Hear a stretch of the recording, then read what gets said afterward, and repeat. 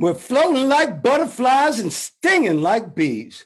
Rumble, you badass jet pilots, rumble. Hi, welcome to the Wingman Show. My name is Drew Brown. We hope to inspire, entertain, and learn something so we can all make this world a better place for our children. I'd like to introduce to you somebody who's my friend, my wingman, my main man, and I have a wingman watching my back, Dr. Paul Thompson. Hey, Paul, what's happening? Oh, not much. Hello, everyone. I'm Paul Thompson, and you just heard from Mr. Drew Brown, Dark Gable. He's the American dream. He's the man, the myth, the legend, the pilot's pilot, the role model's role model, and most importantly, his royal fullness. How are you doing today, Mr. Dark Gable? I'm doing great, and I'm glad I'm full of knowledge, Paul. I'm glad I'm full of knowledge. Well, we're going to have a great show right now. Check this out. Dr. Paul, Dr. Paul, Dr. Paul, what a great, great day it is. Yes, it is. Good morning. Good morning. My birthday was yesterday. I'm going for 100. I got 33 years left to have good, hot fun in the summertime. I was 67 yesterday on January 20th. And one of the big reasons I think of my so-called, well, I am successful as a person, but one of them is because my mother had so much faith in me that every birthday she would say, you know, we'll have your inauguration as the president and your birthday party on the same day. And for me to be president was not a big deal for her. And that's what she instilled in me. But anyway, I had a birthday, and I don't want to keep rambling, but I guess I want to. That's why we're doing podcast. Then I went to go see Drew Brown the Fifth. Like the greatest birthday present you could have. My leg continues, even though it continued with Angel, because I don't believe that boy, girl, you know, who's better, whatever. But anyway, but the name legacy is what I guess I should say. And so, man, I'm just one happy dude, Dr. Paul. Well, congratulations on turning 67. You look great. You don't look a day over 66 3/4. Oh, isn't that nice of you, Dr. Paul? Yeah, I'm glad. I'm sure you enjoyed seeing your grandson and holding him. Yes. And I know why you don't give me compliments, because you're like, he's the last person who needs some compliments. All right. So anyway, your self-esteem seems pretty intact. Okay. Well, guess what? I'll tell you, self-esteem, that wingman story you have at the end of the show is something else. I mean, once again, I am really impressed with this wingman, Dr. Paul. Aren't you? Yes. And again, this is a wingman that didn't start out in the United States, another part of the world. So there's an international component to all our lives. Yes, to all of our lives, especially you and I who flew 777s all over the world. Well, yes. What a blessing when you tell somebody, what did you used to do? Yeah, that's what we did, or flew off those carriers we have behind us right there. Anyway, let's Peleton. I read something today that Peleton, you know, I'm not doing Peleton ads, but Peleton stock went down by like 20% or something not good because they have an overabundance of bikes, you know, and I don't know if people know, but you don't have to only ride the bike. Katrina and I do all their classes and everything, but that kind of blew me away. But I guess these people just kept making them, expecting more growth, and the pandemic hit them too. So that's the little Peleton. Well, their executives did pretty well. They sold a lot of stock before the price went down. Legally. Yeah, but don't you go to jail for that? No, well, it's insider trading, but they didn't. They traded before this. They traded at a time. I guess they I won't say they got away with it, but I think they're legal. Maybe just good timing. We'll talk about it more where the rich are getting richer, because they are. I don't know, you know, people saying it's a bad time. Only for a certain amount of Americans is it a bad time. Right. So there's another side to this. But have you noticed on television, the ads used to be like just beer and fun and vacations and cruises and toothpaste and Tide detergent and all that. They're all about pharmaceuticals. This country is getting really sick. And number one, you have to be really sick to be okay with some of the side effects that they're giving. But I mean, I'm watching pharmaceutical commercials on YouTube, on everything that shows commercials, a lot of pharmaceuticals. You look out in the street, you see the obesity problem. There's a reason for all of this. It's not because it just happened. You eat bad, you get sick. But instead of doing something like eating good to get well, what you do is take medicine. And my favorite one are those anti-acid. When the hamburger's chasing the person, it looks in a fight. Creative. Right. But what I'm saying, it doesn't even look that good. So why would you eat something that you have to take something after to feel good? Obviously, if you didn't eat that garbage, you wouldn't feel bad. Yeah. Talk to me, doctor. It's for the taste. It's that taste sensation. You want that, and then you compensate. Like I know folks who say, "Well, I'm going to eat this and eat this, and I'm going to take a blood pressure pill right afterwards." Right after. It's usually at a picnic or something like that. Why? But that's the thing. I look at these commercials, and the side effect. The side effects is like most of the commercial. They got to say it. They got to say it at like 10,000 words a second. So I guess it's legal. And you ever notice all those commercials with the pharmaceutical commercials? Everybody's smiling. Most of us, they're always smiling. They're jumping off of rocks, and when they're telling you the side effects, how it's going to kill you, make your head fall off. They're swinging on a rope. They're on a yacht and maybe trimming hedges or dinosaurs. There's even one cards. Dr. Paul, there's one medicine that I swear, if you listen to it, I try not to listen to them about the diseases, but one of them is this can extend your life. And you're right. Now they're playing basketball, and it's amazing. It's amazing, Doc. Just eat. Right. And a lot of times the thing that gets you into the condition is the ad before it for, slide into a fast food place and some star is ordering things. He's in his pajamas. He lives inside the fast food restaurant, and it's that good. It's terrible. Well, hopefully people who can hear our voice will make that change, because I made that change only because I got diabetes, only because I have a bad back, only because things made me make that change, only because I have grandchildren now. I really want to live. So, I mean, I made the changes necessary to live. And that's why I got vaccinated. That's why I got boosted. And if they offer another boost, I'm boosting up. I could care less. I want to live. I want to live to see Drew Brown the fifth, and I want to live to see Angel grow up to be great, great people in this world. So anyway, did you have Netflix? I do. Okay. I read an article. They're going to raise their prices next month without even telling you. And it doesn't matter whether you want it or not, by $2. And what that is starting to show is monopolies. And, there are a lot of laws against having monopolies. But when you don't have many choices, what happens is whatever choice you do have, they control what the prices are. That's like in the airlines. To go to a rinky-dink town, it's like 10 times more than to go to New York. Because to that rinky-dink town, guess what? We're the only ones doing it. We're doing it now. You don't like it, just drive. Right. Yeah. The Netflix, they may argue, say, well, there are other services if you don't like it. There are other streaming services. We've got like a Roku box, and we got like about 20, of which half of them are free.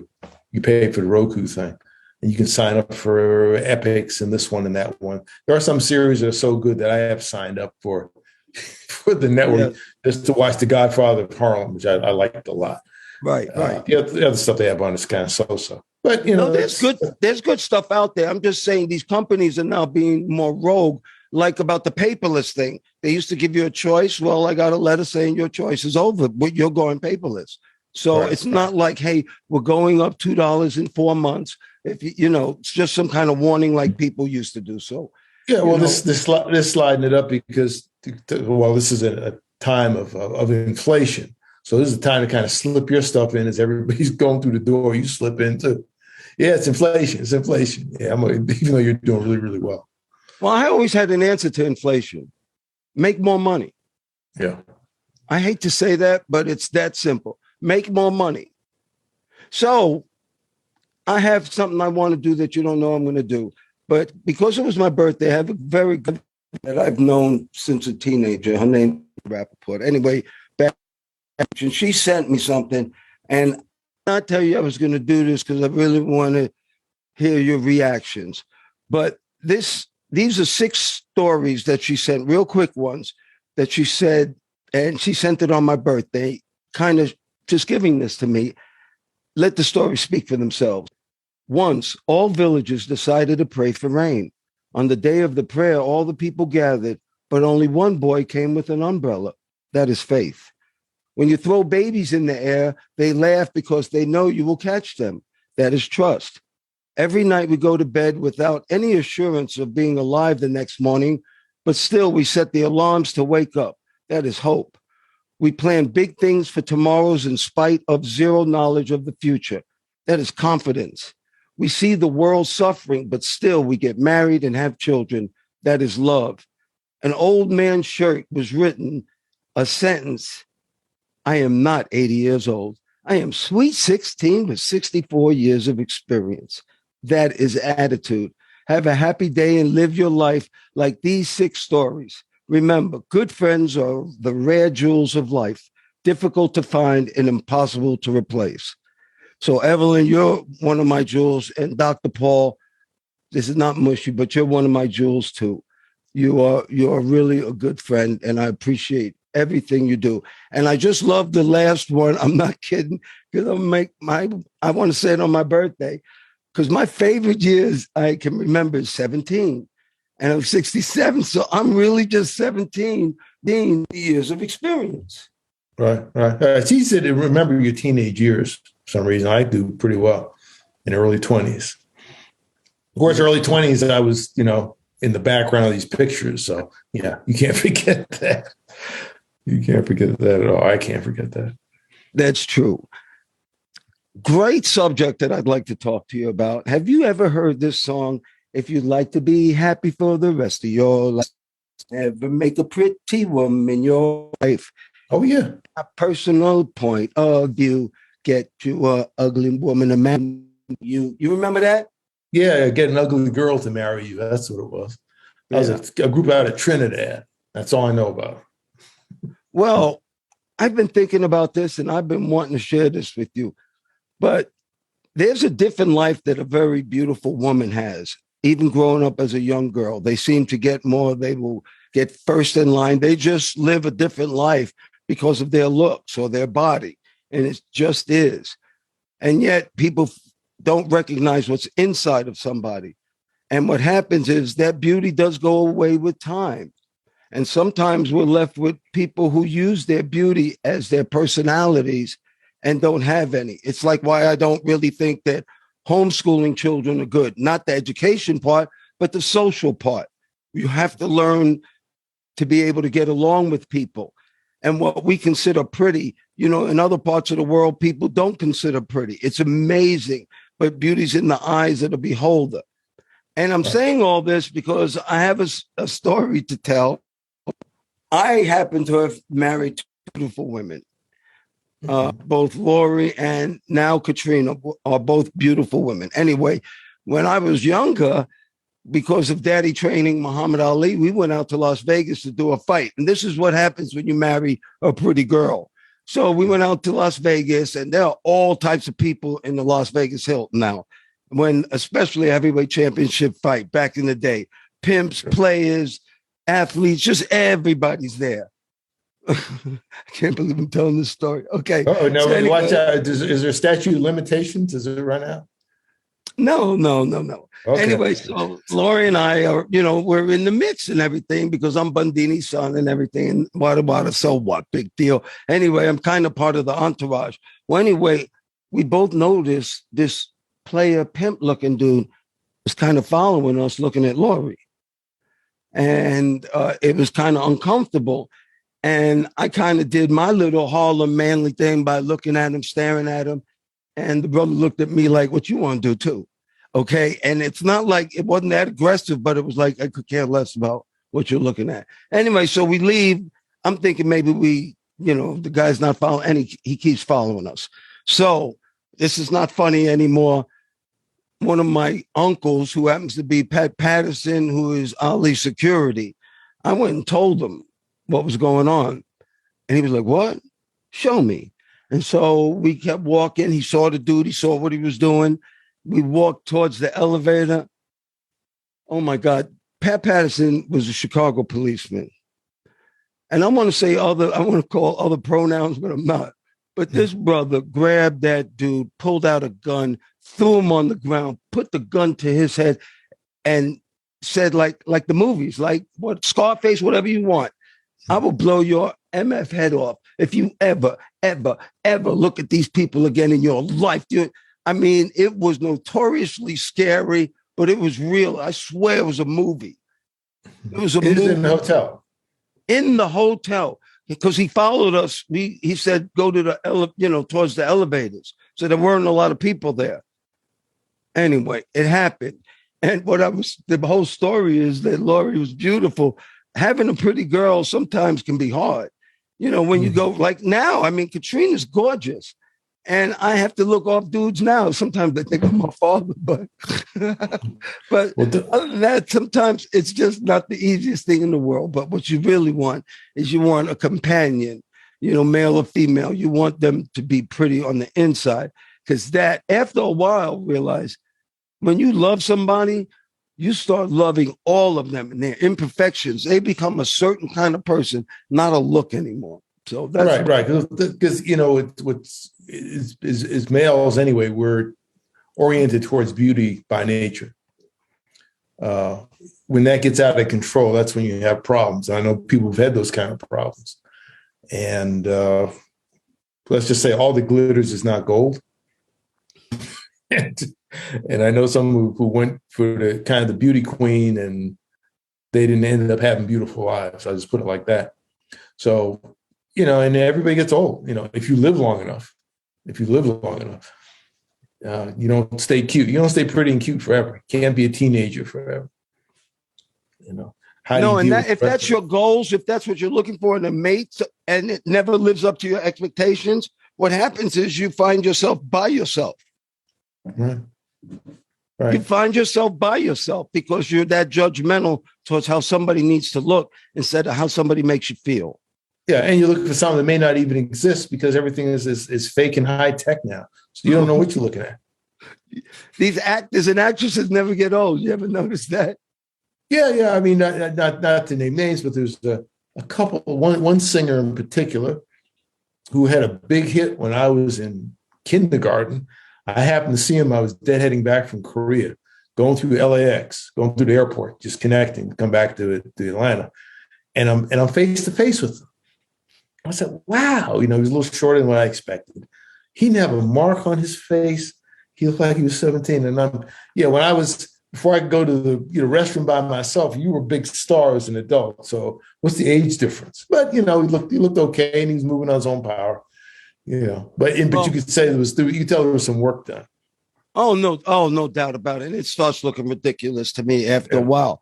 But if you were younger, guess what? If you wanted to join the Army, they're now offering $50,000 as a bonus if you're very highly technically skilled.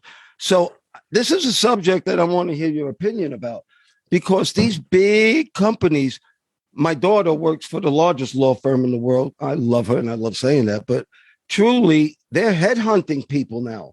They're headhunting top executives. So Goldman Sachs, JP Morgan, I said it to my daughter, Taryn, I told her, they actually lost money paying their executives or their people more. She said, Dad, don't ever say that. They didn't lose anything. They lost what was expected to be profit. That's what they lost. Yeah. So I'm changing that. Point being, the word loss usually is not in their vocabulary. But what they're doing is they're paying these people even more money because they don't want them to get headhunted by other companies, just like the Army.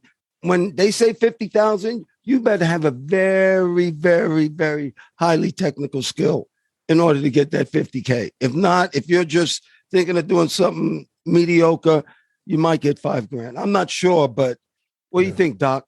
I looked at that. I saw that story, and I was curious what the Navy was doing. The Navy's doing the same thing, but the numbers aren't as big.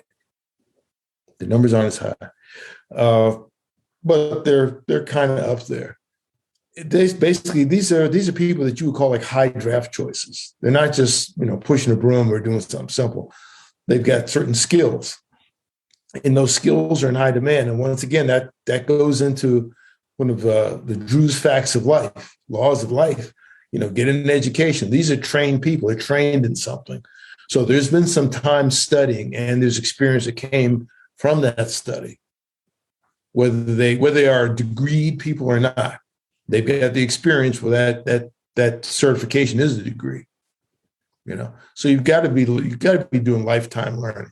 Maybe they'll do it. And the fact is, if they're offering them that much in those rates, they could probably get more on the outside. They're probably doing that to be competitive. 100%. So the numbers are probably there. They might do better. Or if a person's on the edge, say you got a family, maybe you can't go without a paycheck. You got that pressure on you, and you're looking at both of them and say, "Oh, okay, I'll stay here. I'm familiar with where I am." So, yeah, the Navy's doing it too. The numbers aren't as great. I saw numbers of 40 grand for something, 18 grand for this, 12 grand for that. But it's for X number of years. It's not for like a day or so. So you got to commit a number of years to get that. So if you divide that number by whatever those thousands are by the number of years, not quite as much, but it's relative. It's a different lifestyle. It's an actual change of life. If you join the military as a younger person, it changed my life. I mean, I became an officer, so that's the only thing I'm touting here. I became an officer, and it did change my life. I will say that. Mm-hmm. Same here. Yeah, helped me grow up. Well, you reminded me of this. A wingman PSA: be happy, have fun, and be nice. The answer to world peace is being nice. Be happy, have fun, and be nice. This has been a wingman PSA. Yes. Yeah, I think there was a meeting this morning between Secretary of State Blinken and a gentleman by the name of Lavrov, his Russian counterpart, and they were talking about the Ukraine. And I guess I think that was the message this morning. Just be nice. So we'll see how that works out. Well, Dr. Paul, it's the actual answer, because first of all, what is one of the rules of being nice? You ain't going to kill anybody. And we have to stop the negative.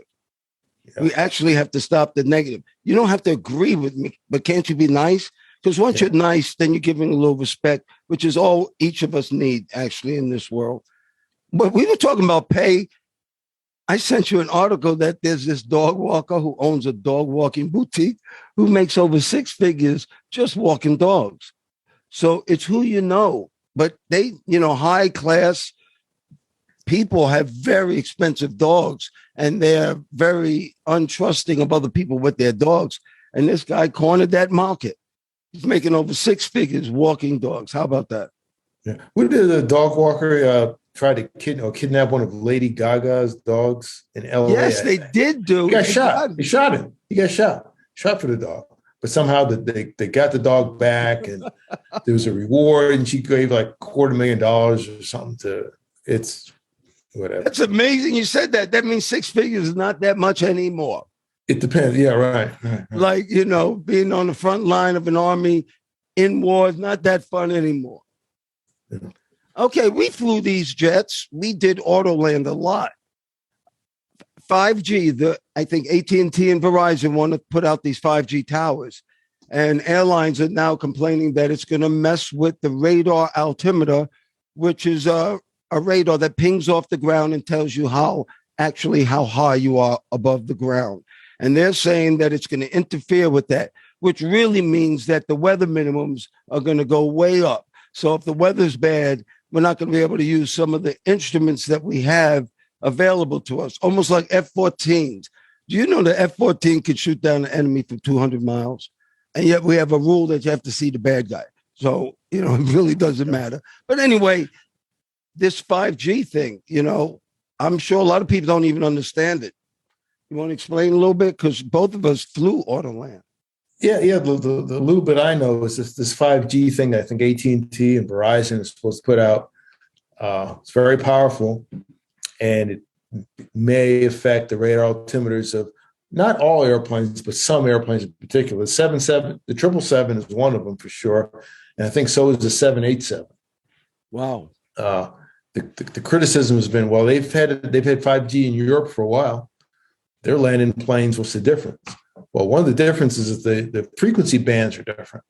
The 5G frequency band in Europe is farther away from the frequency of the radar altimeters than the ones in the US. They sold these frequency bands, I guess, to the highest bidder, and they're really close. And nobody even thought about this stuff. And long story short is the frequency bands in Europe are farther away from the radar altimeters, plus the power stations that emit the signals in Europe are less powerful, and they're farther away from the airport. They have to be outside of 2 miles. So it's not apples to apples that they're It's not apples to apples. No, it's apples to oranges. In the U.S., they're closer to the frequency band, and they're more powerful, and they are closer. There was no agreement on where they could put them. They could put them right next to the thing. So there's an international component that a lot of the 777 is primarily an international airplane. So is a 787. You've got countries around the world flying it. So a bunch of them said if they're going to do this, I think British Airways, Lufthansa, Emirates said, well, we're not flying into the U.S. or to these airports that may have this thing going. Because if you don't have the radar altimeter, then you really don't have equipment for an automated landing. That's a big part of it. You could have a disaster if there's any kind of mistake on it. No doubt. It's the most accurate way of telling our actual height above the ground. Yes. Yeah. Wow. So, I'm glad you explained that to us. And since you explained that to us, why don't you tell us about this great guy named Willie O'Ree? Because he's another person now has become another person I look up to very, very highly. Something I don't think a lot of people know. Yeah, I didn't know about him either. Willie O'Ree was the first black hockey player in the NHL, National Hockey League. He was from Canada, Fredericton, New Brunswick. New Brunswick is one of the provinces of Canada. I think there's like 13 altogether. But New Brunswick is near Nova Scotia. If you know where that is, not that far from Boston, just for perspective. Not far from Boston, an hour away. But he was the first black person in the NHL. Before that, he played minor hockey, and he got called up. So being the first, they considered him the Jackie Robinson of hockey because he basically went through the same thing, same harassment, same abuse. Physically, probably a lot worse. And he got his teeth knocked out, which is not unusual in hockey, and had a hard way to go. But the interesting thing is he played for the Bruins, I think for just like a couple of games, and then he didn't play for 2 more years. Then he came back to them. I think he played like 43 games. But most of his goals and stuff were like in 1961. So he had a long time in hockey, but for the most part, he was in the minor leagues in Canada and the US. He ended up being on the West Coast in the Bay Area. He settled there, but people heard of his story and they wanted him to become basically a diversity ambassador for the sport of hockey. So I was reading about him. He's got all these awards for the last 30 or 40 years for things he's done for the community organizations, get folks involved in hockey. I didn't know it. I found out recently that there was a black hockey league in Nova Scotia in the 1800s, late 19th century. It's called the Colored Hockey League of the Maritime Provinces of Canada, which I talked about a minute ago. And there were hundreds of them, and that was formed by some community leaders. And the purpose of doing that Black Hockey League was actually to get young black men to go to church. And the incentive was if you join this, come to church, you can join the hockey league and we can play games after the service. Wow. There's an inducement to get in there, which is interesting. This is new. Again, my mother's from Canada. I'd gone to Canada off and on from the age of about 6. I just learned this, 48 hours ago. I didn't know this. Amazing. Yeah. Amazing. Yeah. Well, the truth of it also is that he played in 1951, you said, but between then and 1974, there were no other black players. Yes. And it was another Canadian named Mike Marson who started off in 1974. And I think back in the 2010s, I think there was 23. I think they have over 100 now. But there's something else interesting that you talked about. You said he was brutally beaten up. A guy knocked out his 2 front teeth with a stick, with the butt end of a stick. And he smacked this dude over the head with his stick. That's number 1. Number 2, he was blinded. He got hit with a puck or something, but he was blinded. So he never told anybody that he only had one eye. But when he hit that guy over the head with a stick, it brings me to a subject of Jackie Robinson, who's one of my heroes. There were other baseball players who were better than Jackie Robinson, but they would have done the same thing in Major League Baseball as what this man did in hockey. Like Josh Gibson was supposedly way better than Jackie Robinson, way better than Babe Ruth even. Right. But if you call Jackie Robinson, if you call Josh Gibson a nigga, he's hitting you in the head with the bat. And that would have probably stopped black players from getting in the league that soon. Well, it looks like that might be proof, because after he did it, there wasn't another black player for another, 23 years or something. 23 years, yeah. What do you think about that? Well, I don't know a whole lot about hockey, but I was surprised to see, how many black players there actually are. I've seen most of them are from Canada, but not all. Street hockey is a thing that I've seen folks play like in the upper Midwest. That's true. I used to play street hockey in Brooklyn. Oh, really? Okay. I can't ice skate though. It's not the color of your skin now with these athletes. It's who can win, who can score. Oh, another thing, just last thing. Didn't they say that the slap shot was invented by that black league back then, and also saving the puck by going down on both knees when you see those goalies go down on both knees? Didn't they say that was both invented by that black league? Yeah, that came from that the Colored Hockey League of the Maritimes. It went from 1895 to 1930. It's just a short period of time, but yeah, they saw what they were doing. That's a good move. It's like the comparison, the 3-point shot. The 3-point shot came from the ABA. Oh, yeah. And that was just a trick thing, like the colored ball and all that stuff. That was just like a thing to do. Now it's, Curry's mandatory. It's mandatory. Stephon Curry changed the game, but how about this? Pete Maravich would have averaged about 90 in college, because he averaged, I think, 50 or 60. He would have averaged 90 easy. Yes. Great stuff, Paul. Thank you once again, Dr. Paul Thompson, my friend. Thank you for your love, your time, and that's something that we won't ever get back. I want to thank all the listeners, too. Thank you so much for doing the show, Dr. Paul. We're jamming. Well, thank you, Mr. Drew, for inviting me on. Always good to talk to you. And ladies and gentlemen, please remember to like, share, and subscribe to this podcast or any of the podcasts. If you're looking at YouTube, they say smash the like button. Don't smash it. Just press it gently and use as a link to all your friends.